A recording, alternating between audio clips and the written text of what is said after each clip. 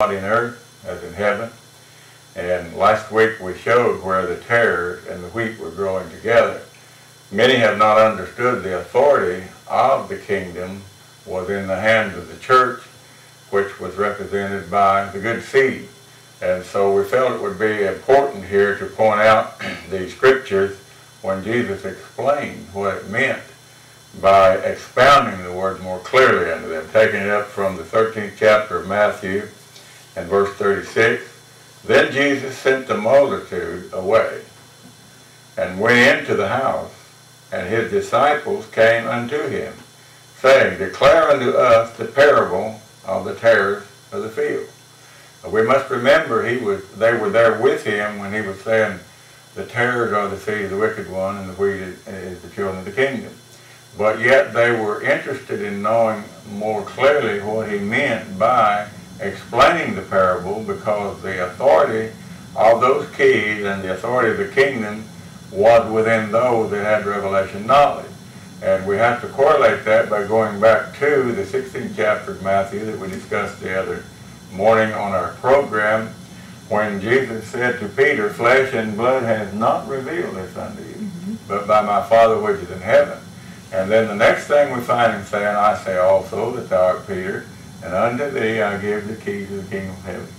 So as he delegated that authority of the keys to the church and not to the multitude. And so we look at this in that light. He sent the multitude away. And in another portion of the scripture in Luke's gospel, he said unto them, It is given unto you to know the mysteries of the kingdom.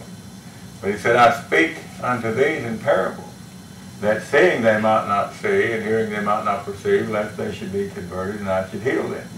So the desire that they had to know the revelation of that word was what gave them the zeal to operate in the kingdom, the authority that Jesus had given by giving the keys to the kingdom, to the church. Yes, that's true. Go ahead. And he answered and said unto them, He that soweth the good seed is the Son of Man, referring, of course, unto himself. The field is the world. The good seed are the children of the kingdom, but the tares are the children of the wicked one. So we have to understand that he had already said that they come up together and that they would grow together until a particular time, which would be the time of the harvest. So there was a process that they were going through, and that delegated authority was operating in that which had been committed through the keys of the kingdom, but yet at the same time there was false teaching, many other things present, even like they are in many religious bodies today, that contradict the authority of those keys.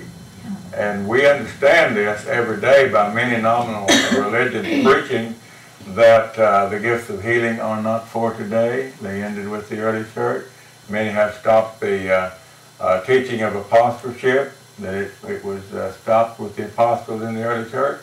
But yet Jesus